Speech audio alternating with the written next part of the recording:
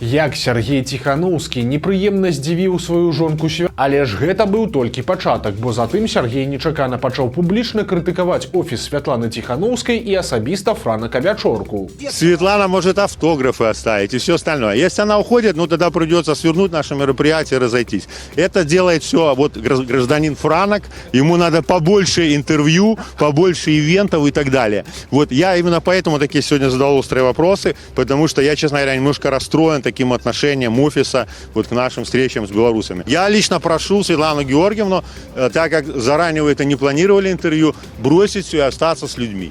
И это моя личная просьба. Ну и я так думаю, многие тоже хотели бы с вами пообщаться.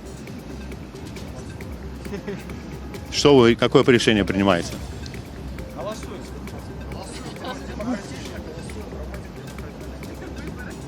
Кто будет считать? Хотите, голосуйте. Ну, я свое мнение сказал. У выніку пад ціскам мужа Святлана адмяніла інтэрв'ю для CNN і засталася, але яе эмоцыі ад такіх паводзінаў Сергея былі напісаныя проста на твары.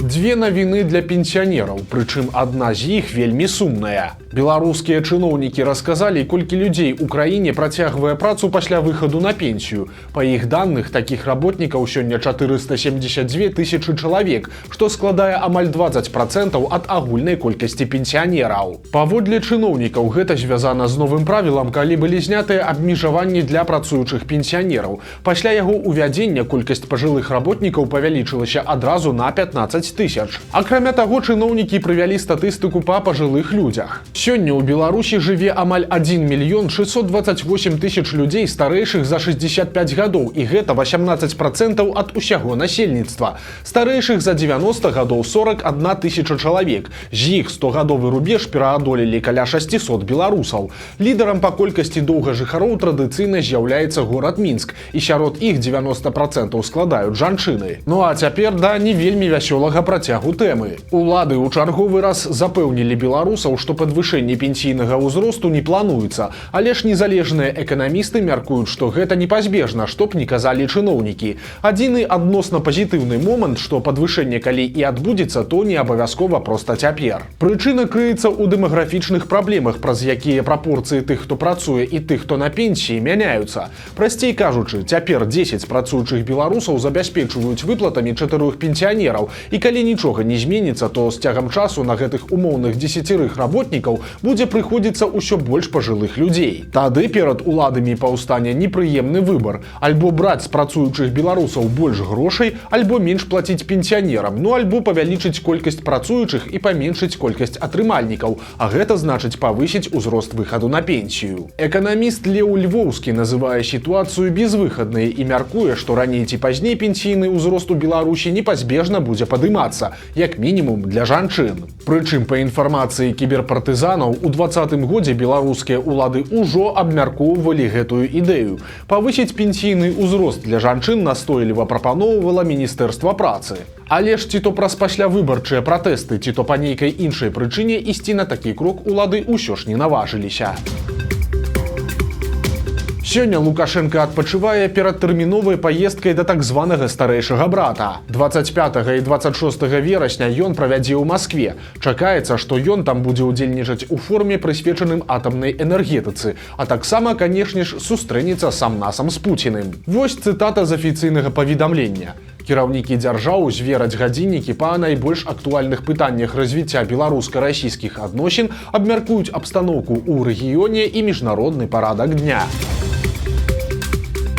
З'явіліся новыя падрабязнасці гучнай справы аб захопе ўлады і нібыта нават замаху на Лукашэнку і яго сям'ю. Гаворка пра так званую справу змоўшчыкаў, якая разгарнулася вясной 2021 года і якая вылучаецца сапраўды нетрывіяльным сюжэтам. Цэнтральных фігур гэтай справы вы добра ведаеце. Гэта беларус з амерыканскім пашпартам Юрась Зянковіч, палітолог і колішні паплечнік Лукашэнкі Аляксандр Фядута і кіраўнік партыі БНФ Рыгор Кастусёў. Першых двух затрымалі ў Маскве, куды яны паехалі абмяркоўваць з афіцэрамі паўстанне ў Мінску. У выніку жа ўсё гэта аказалася правакацыяй спецслужбаў. Змоўшчыкі былі арыштаваныя па абвінавачанні ў змове з мэтай захопу ўлады і пасля атрымалі па 10-11 гадоў калоніі. Лукашенко ў сваю чаргу расказваў страшныя гісторыі пра тое, што змоўшчыкі нібыта планавалі замах на яго і яго дзяцей, а Мікалая Лукашенку дык і ўвогуле хацелі захапіць і утрымліваць у нейкім падвале. У выніку жа Кастусёў з Янковічам выйшлі па памілаванні, а Фядута працягвае сядзець у турме. Але ж як аператыўнікі прымусілі паверыць вопытных палітыкаў у існаванне нейкіх арганізаваных і лаяльных пратэсту батальёнаў, якія гатовыя заняць Мінск? І як змоўшчыкі паверылі, што нейкія афіцэры шукаюць толькі палітычных лідараў, прычым якраз у асобах Янковіча з Фядутам. У працэсе гэтай справы грамадству стаў вядомы афіцэр Генштаба Іван Жураўскі, які вёў Янковіча, фіксуючы на відэа перамовы, якія потым і сталі асновай крымінальнай справы. Цяпер Юрась Янковіч расказаў нам, чаму паверыў Жураўскаму і назваў імя яшчэ аднаго афіцэра-правакатара, з якога фактычна і пачалася тая справа змоўшчыкаў. Па словах Янковіча, пасля выбараў 2020 года з ім звязаўся даўно знаёмы яму украінскі юрыст і параіў свайго знаёмага ў Мінску, нейкага маладога афіцэра з дэмакратычнымі поглядамі, які мог бы дапамагчы Янковічу ў яго палітычнай барацьбе. Тады Янковіч быў у Беларусі і прыняў прапанову. Ён атрымаў кантакты і асабіста пазнаёміўся са свабодалюбівым падпалкоўнікам Яўгенам Бараноўскім, чыё імя на той момант яшчэ не было шырока вядома. Гэта цяпер, з мая 2022 года, Бараноўскі публічная фігура і прэс-сакратар Міністэрства па надзвычайных сітуацыях. А тады ён быў 33-гадовым намеснікам начальніка ўпраўлення міжнароднага супрацоўніцтва у МНС. Янковіч сустрэўся з Бараноўскім у Беларусі 3 разы. Першы раз быў у жніўні 20-го. Тады Бараноўскі сказаў, што рыхтуецца выходзіць з адпачынку і не ведае, чаго чакаць і на што спадзявацца з улікам сітуацыі на вуліцах. Другі раз яны сустракаліся, калі ён ужо нібыта выйшаў на работу, і Бараноўскі пераконваў, што ўвесь апарат МНС разгублены і людзі не ведаюць, што рабіць і куды рухацца. Затым пачаліся больш канкрэтныя размовы. Янковіч пачаў дзяліцца думкамі пра вайсковы пераварот, а Бараноўскі паабяцаў пашукаць знаёмых у пагонах. Ён нават сказаў, што перадасць кантакты Янковіча знаёмаму афіцэру Генштаба, які таксама зацікаўлены ў справе рэвалюцыі. Гэтым афіцэрам і быў палкоўнік Іван Жураўскі, які пад выглядам спачуваючага і уплывовага рэвалюцыянера давёў распрацоўку Янковіча і кампаніі да лагічнага і сумнага фінала. Прычым ужо пасля затрымання наіўных рэвалюцыянераў Бараноўскі ў справе больш не фігураваў. На судзе ён таксама не з'явіўся, хаця Янковіч з Фядутам хадайнічалі аб яго выкліку, але суддзя не задаволіў хадайніцтва, таму што прычына адсутнасці, замежная камандзіроўка Бараноўскага, была прызнана паважлівай. Сам жа Бараноўскі пасля пасадкі Янковіча, Фядуты і Кастусёва пайшоў на павышэнне. Ён атрымаў званне палкоўніка і ў 22-м годзе стаў прэс-сакратаром Міністэрства па надзвычайных сітуацыях, замяніўшы памерлага Віталя Навіцкага. Улады вызначыліся з кандыдатурай новага кіраўніка БРСМ. Ім стаў 31-гадовы дэпутат Уладзімір Паўлоўскі. Родам ён з вёскі Малькі горацкага раёна Магілёўшчыны. Паўлоўскі працаваў настаўнікам фізікі, а пасля пайшоў па ідэалагічнай лініі. Кіраваў БРСМ у горацкім раёне і ў Магілёўскай вобласці, а таксама займаў пасаду намесніка гендырэктара па ідэалагічнай працы і побыце Магілёўскага мясакамбіната. У 24-м годзе Паўлоўскага прызначылі дэпутатам, а цяпер, як бачым, у яго чарговае павышэнне. Калі пакуль што нікому невядомы Паўлоўскі праявіць сябе, то БРСМ можа стаць для яго прыступкай у найвышэйшыя эшэлоны лукашэнкаўскай улады. Бо нагадаем, што папярэдні кіраўнік БРСМ Александр Лук'янаў днямі быў прызначаны галоўным ідэолагам Мінска. На кар'ерныя перспектывы намякнуў і першы намеснік адміністрацыі Лукашэнкі Уладзімір Пярцоў, які выступіў на прызначэнні Паўлоўскага. Вось яго цытата. «Паспрабуйце ўцягнуць кожнага, каб актыў быў гатовы ў любы момант адстойваць інтарэсы нашай краіны, бо іншай радзімы ў нас няма. Іншых спадчыннікаў, палітычных элітаў, акрамя вас, тут прысутных і вашых калегаў у рэгіёнах у нас няма. Таму права страціць нашу радзіму мы не маем».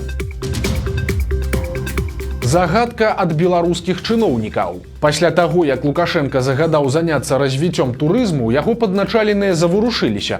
Тым больш, што 10 верасня ім быў падпісаны важны указ, па якім Нацыянальнае агенцтва па турызме цяпер падпарадкоўваецца наўпрост ураду, то бок дэ-факта становіцца новым беларускім міністэрствам з адпаведнымі паўнамоцтвамі і адказнасцю. Цяпер Нацыянальнае агенцтва па турызме паказала свой новы лагатып. Гэта вось такая кветачка. Дадзім вам трошкі падумаць. Ці здагадаецеся вы, што гэта такое? Калі не, то гэта стылізаваная кветка бульбы. Чыноўнікі абралі яе, бо на іх думку бульбяная кветка маленькая, простая, але прыгожая. Далей цытата. Гэта характарызуе многія рэчы ў беларускім турызме. Вось гэтая прыгажосць у нейкіх, здавалася б, простых рэчах. Канец цытаты.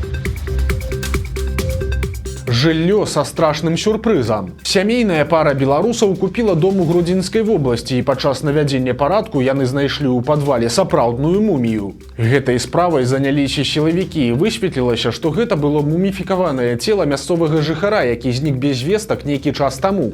У выніку парэшткі перадалі сваякам памерлага, а следчыя цяпер высвятляюць, ці мужчына сканаў сам, ці ў гэтай гісторыі ёсць нейкі крымінальны след. Беларусаў экстрана накормяць фіялетавым хлебам. Вучоныя Акадэміі навук абяцалі праз 3 гады стварыць пшаніцу фіялетавага колеру.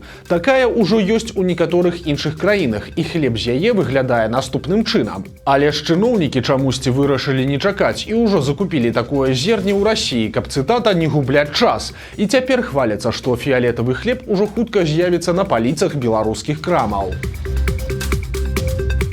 Выкладчык універсітэта сабраў калекцыю найлепшых шпаргалак, якія ён адбіраў у студэнтаў, і выставіў яе ва ўніверсітэце. Тут ёсць шпоры на ўнутраным баку этыкеткі бутэлькі і на лінзах акуляраў, а таксама артэфакт эпохі ковіда, распісаная падказкамі медыцынская маска. Такую экспазіцыю выкладчык вышэйшай матэматыкі Александр Гальмак сабраў за 15 гадоў. Ён кажа, што мае жалезнае правіла, якое заўсёды агучвае сваім студэнтам. Маўляў, яны маюць права рабіць шпаргалкі, але ён мае права як выкладчык іх на гэтым злавіць і тады паставіць 2. Вось такія навіны серады. Подписывайтеся на канал, ставьте лайки альбо дизлайки и выказывайте заўвагі ў каментарах. И, конечно, читайте нашу Ніву, глядзіце нашу Ніву и любите Беларусь. До сустрэчы заўтра.